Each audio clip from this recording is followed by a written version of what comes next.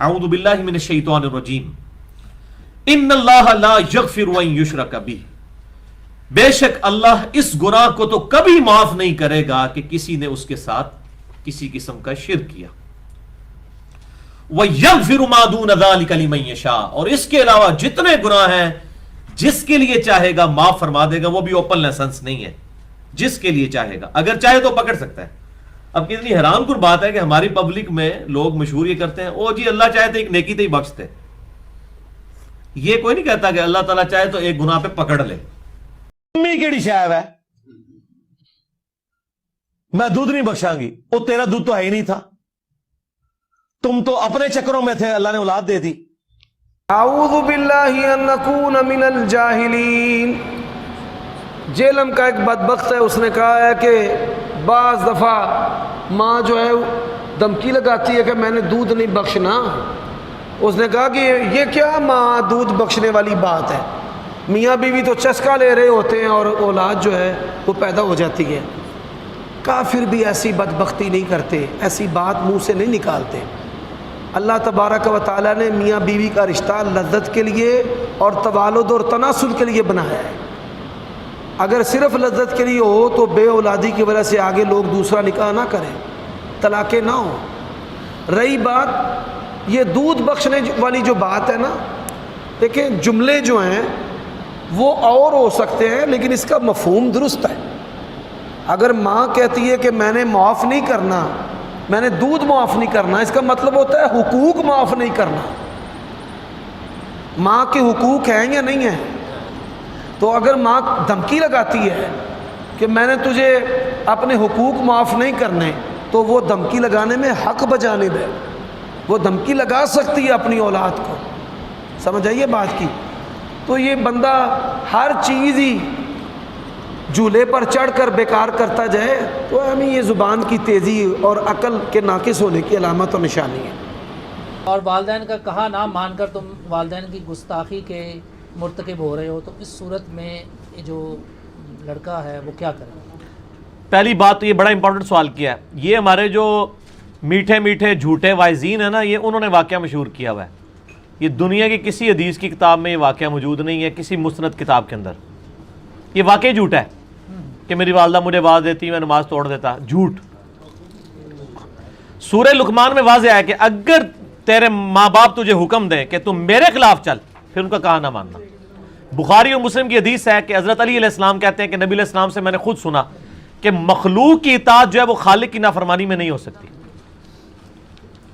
तो ये माँ कहती है मैं दूध नहीं बख्शांगी। माँ से पूछो ये दूध तुमने बनाया है, बच्चा तुमने बनाया है, तुम लोगों ने तो एक दुनियावी लज्जत उठाई, उसके एंड पे बच्चा तो अल्लाह ने बना दिया, दूध अल्लाह ने उतारा, तुम्हारा तो इख्तियार ही कोई नहीं था। तो तुम लोग किस तरह दावे करते हो? मेरा एक यूट्यूब पे क्लिप है, माँ बाप के कहने पे बीवी को तलाक देना, ये भी बड़ा मशहूर किया हुआ इन्होंने। तो उसमें मैंने ये सारी बातें की हैं। माँ बाप का कोई इख्तियार नहीं है, माँ बाप का इख्तियार छिन जाएगा जहाँ पे अल्लाह और उसके नबी अलैहिस्सलाम की बात आ जाएगी, बस। और ये कोई रॉकेट साइंस नहीं जो किसी को समझानी पड़े। ये बात याद रखें, हज़रत मुआविया, सैयदा आयशा, सैयदुना अली, सैयदुना उस्मान, इन समेत किसी भी सहाबी पर तबर्रा करने वाला जो शख्स है वो 99% भी दीन सही बयान करे, ऐसे बंदे को ना सुनना चाहिए ना उसे दीन लेना चाहिए, खा वो तौहीद बयान करे सुन्नत बयान करे।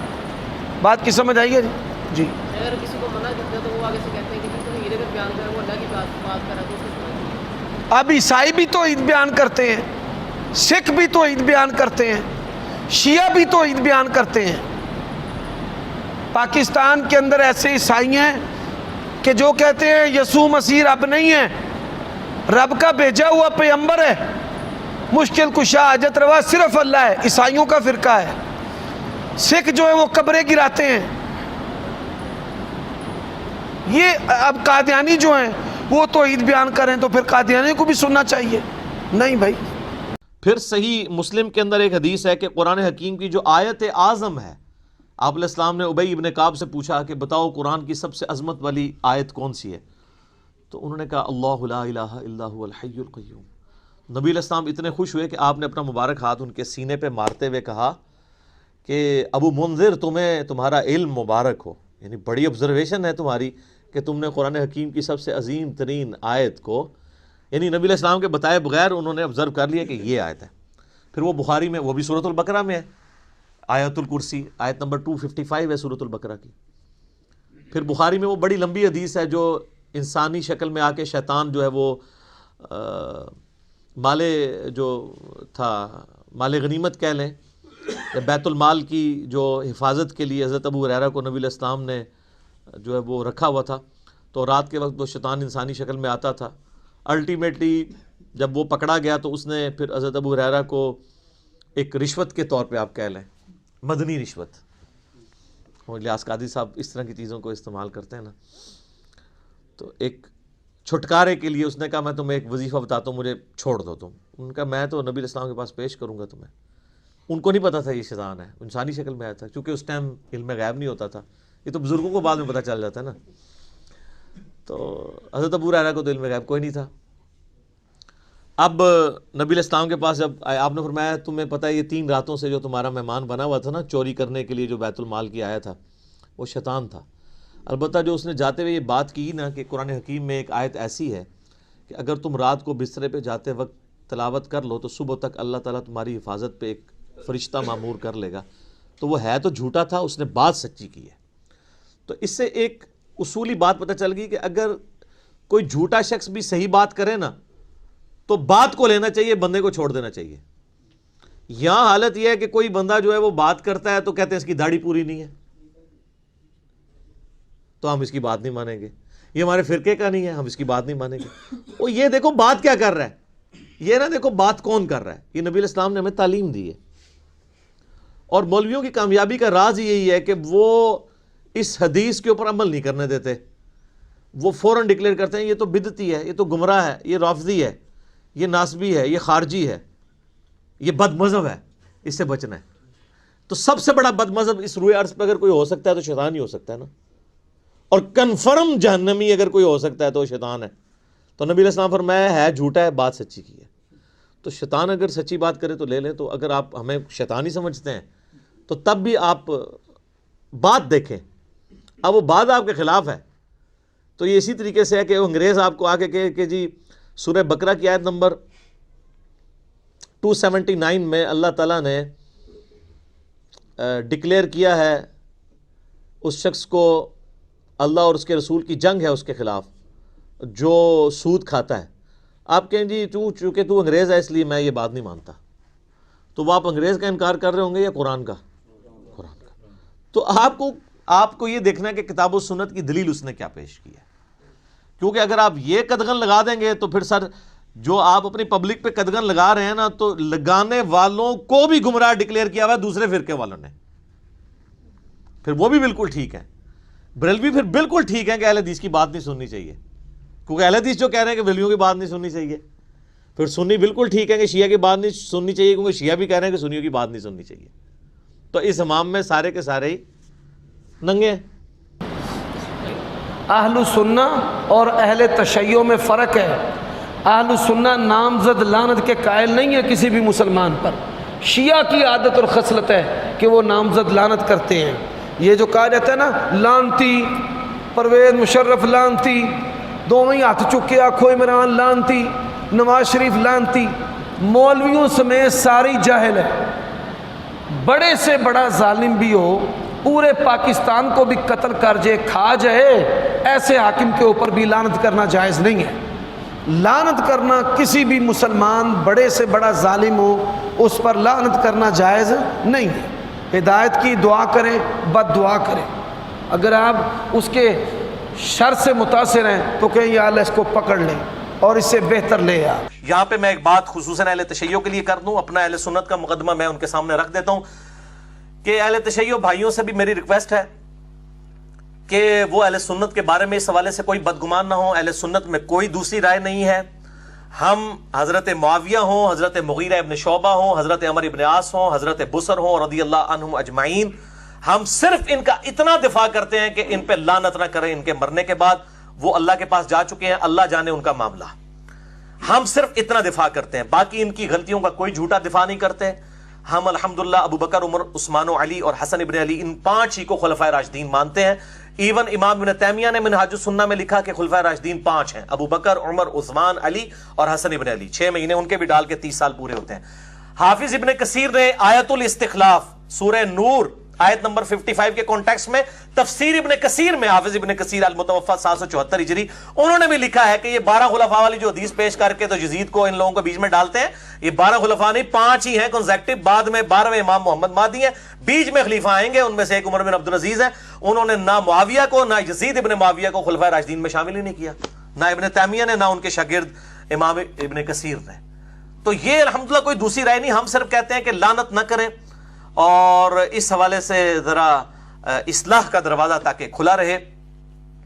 اب آخری خطبہ اور اس کے بعد ایک مثال ہے بڑی انٹرسٹنگ, اور اس آخری خطبے کو ڈسکس کرنے سے پہلے ایک دفعہ دروشی پڑھ لیجئے. اللہم صلی علی محمد وعلی آل محمد کما صلیت علی ابراہیم وعلی آل ابراہیم انک حمید مجید. اللہم بارک علی محمد وعلی آل محمد کما بارکت علی ابراہیم وعلی آل ابراہیم انک حمید مجید. حق بات الحمدللہ کریں گے, حق نہیں چھپائیں گے. نہج البلاغہ سے آپ کو علی کے شیعہ اور معاویہ کے شیعہ کا فرق پتہ چلے گا. حجت الاسلام مفتی جعفر حسین صاحب کا اردو ترجمہ, پیج نمبر 571, خطبہ نمبر 204, ورڈ بائی ورڈ میں اس میں اوریجنل بک میں سے پیش کرنے لگا ہوں. اور یہ فرحان بھائی یہ بھی دکھا دیجئے ذرا ان کو, چونکہ یہ میں نے پیش کرنا ہے. اب یہ بڑا خطرناک ہے, یہ لوگوں کو ہضم ہی نہیں ہونا نا ساڈے شیعہ پراوانوں. اے خلفائے ثلاثہ تے لعنت کردے نے, ویکھو مولا علی نے تے معاویہ تے لعنت نہیں کرن دیتی. اے لعنت کرنا تے معاویہ دی جڑا جاری کردہ جڑا ہے وہ طریقہ ہے, اور میں اس کو بدعت کہنے میں بھی کوئی آر محسوس نہیں کروں گا. صحابہ پہ لعنت کرنا بدعت نہیں تو اور کون سی بدعت ہے؟ حرام قطعی ہے کسی صحابی کے اوپر, وہ بھی فوت ہو چکا ہو. تو یہ آپ ذرا خطبہ نمبر دیکھیں 204, پیج نمبر 571, کہ یہ میں اسے ورڈ بائی ورڈ پڑھنے لگا ہوں. جی, آپ نے جنگ صفین کے موقع پر اپنے ساتھیوں میں سے چند آدمیوں کو سنا کہ وہ اہل شام پر سب و شتم کر رہے ہیں. آج مولا علی زندہ ہوتے تو ان کا دل کتنا دکھتا ان رافضیوں کو دیکھ کے. تو مولا علی کیا کہہ رہے ہیں؟ میں کہتا ہوں یہ سیم وہ باتیں ہیں جو ہم کرتے ہیں. میں نے یہ پہلے نہیں پڑھی ہوئی تھی, اب میں آپ کو سناتا ہوں. میں تمہارے لیے اس چیز کو پسند نہیں کرتا کہ تم گالیاں دینے لگو. علی کا شیعہ کون ہے دیکھیں, ایک طرف معاویہ اور مغیرہ ہیں, مولا علی پہ مرنے کے بعد بھی لعنت کروا رہے ہیں, اور یہاں پر زندگی میں بھی نہیں کرنے دے رہے, حالانکہ جنگ کے لیے صفین پہ پہنچے ہوئے ہیں. ورنہ تو خوش ہوتے, ٹھیک ہے اور گالاں کڈو بھائی, مورال بلند کرو. میں تمہارے لیے اس چیز کو پسند نہیں کرتا کہ تم گالیاں دینے لگو. اگر تم ان کے کرتوت کھولو اور ان کے صحیح حالات پیش کرو تو یہ ٹھکانے کی بات ہے. وہ کہتے ہیں نا علمی طریقے سے غلطی واضح کریں, کرتوت کھولو, علمی جو ہم کہتے ہیں نا علمی طریقے سے واضح کریں, یہ تلوار کے زور کے اوپر دھونس کے اوپر نہیں, علمی طریقے سے غلطی. اگر تم ان کے کرتوت کھولو اور ان کے صحیح حالات پیش کرو تو یہ ایک ٹھکانے کی بات ہے, اور عذر تمام کرنے کا صحیح طریقہ کار یہی ہوگا کہ علمی طریقے سے بتاؤ کہ معاویہ نے یہ کیا ہے. اصحاب بدر اور اصحاب شجر, 80 اصحاب بدر میں سے جنگ صفین میں شہید ہوئے ہیں مولا علی کے ساتھی. اور عمار ابن Yasir top of the list, جس کے بارے میں بخاری میں حدیث ہے 2812, 2812. عمار کو ایک باغی جماعت قتل کرے گی, عمار ان کو جنت اور اللہ کی طرف بلائے گا, اور وہ جماعت دوزخ کی طرف بلانے والی جماعت ہوگی. دوزخ کے الفاظ ہیں, آگ کے. علی کی پارٹی کو حضور صلی اللہ علیہ وسلم نے فرمایا جنتی, اور مخالفین کو کہا دوزخ کی طرف بلانے والی. عمار ابن یاسر. مسئلہ نمبر 101 دیکھ لیں, میں نے اس میں یہ روایتیں بیان کی ہیں.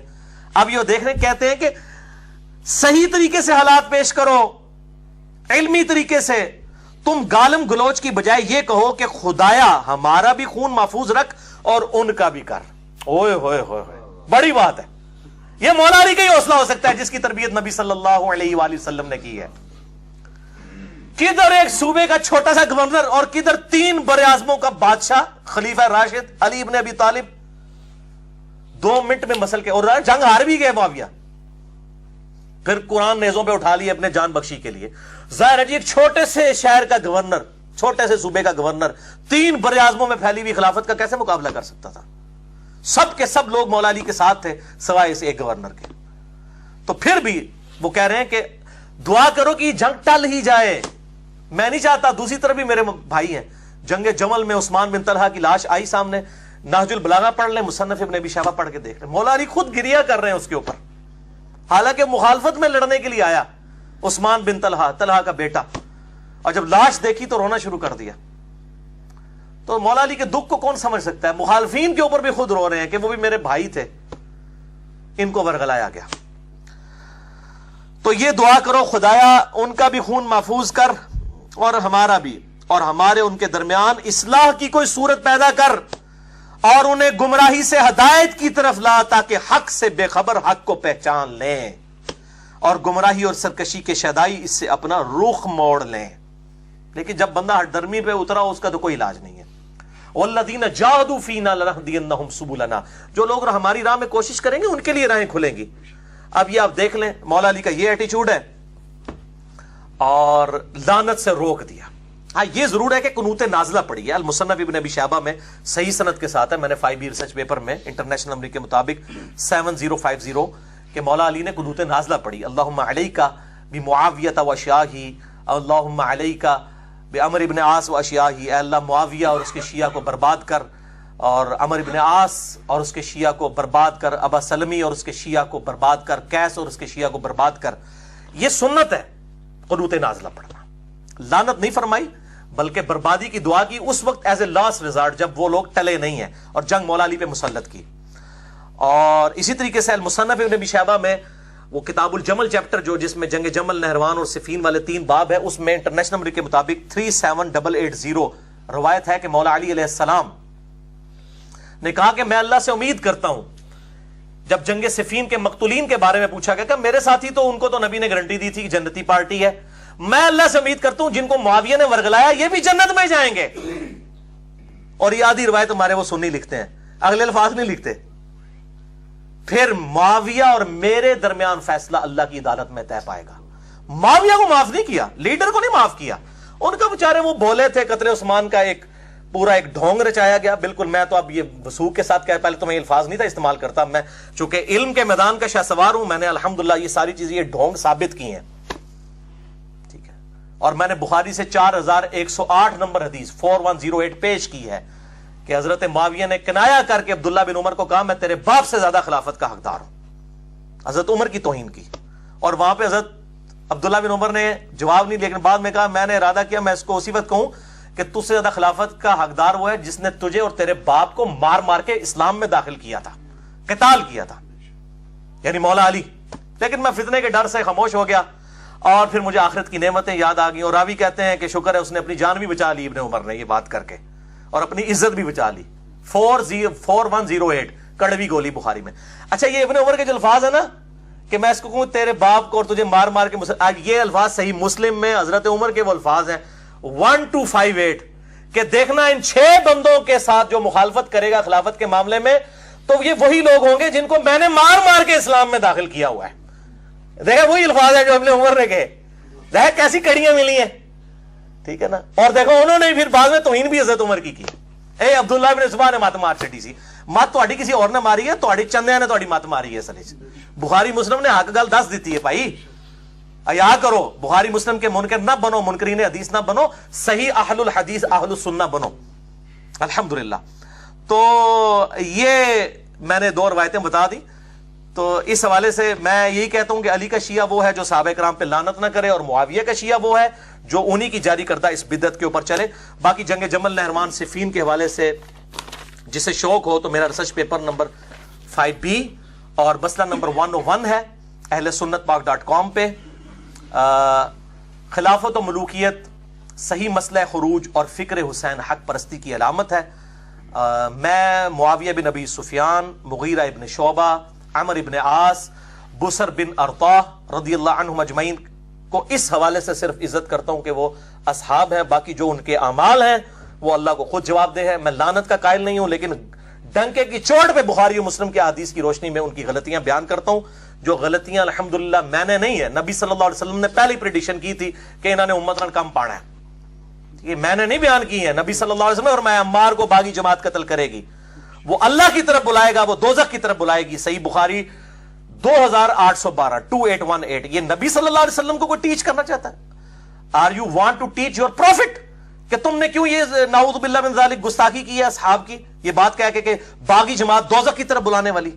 اپنے ایمان کی فکر کریں، اس پارٹی کو بچانے کی خاطر کہ اپنا ایمان ہی نہ گوا بیٹھنا، نبی کے ساتھ دشمنی نہ لو اور نبی کے ساتھ ٹکر نہ لو، اللہ کا عذاب آ جائے گا وَلِعَوْذُ بِاللَّهِ تعالی۔ اور دوسرا لیکچر ہے مسئلہ نمبر 102 فضائل حسین اور یزید کے برے کرتوتوں کے جھوٹے دفاع کے علمی جوابات، یہ 2 لیکچر ہیں، اور میرا ریسرچ پیپر نمبر 5 بھی ہے۔ انشاءاللہ باقی گفتگو ہم اگلے لیکچر میں کریں گے اہل سنت کے حوالوں کے اعتبار سے، اور اس میں پھر آپ کو کئی ایک ٹروتھ اور انشاءاللہ ریویل ہوں گے انشاءاللہ تعالی۔ اللہ تعالیٰ سے دعا ہے جو حق بات میں نے کہی اللہ تعالیٰ ہمارے دلوں میں راسخ فرمائے، اگر جذبات میں میرے منہ سے کوئی غلط بات نکل گئی تو اللہ تعالیٰ ہمارے دلوں سے معاف کر دے، ہمیں کتاب و سنت کی تعلیمات پر عمل کر کے دوسرے بھائیوں تک پہنچانے کی توفیق عطا فرمائے۔ سبحانک اللہم و بحمدک، اشہد ان لا الہ الا انت، استغفرک و اتوب الیک، وما علینا الا البلاغ المبین۔ جزاکم اللہ خیرا۔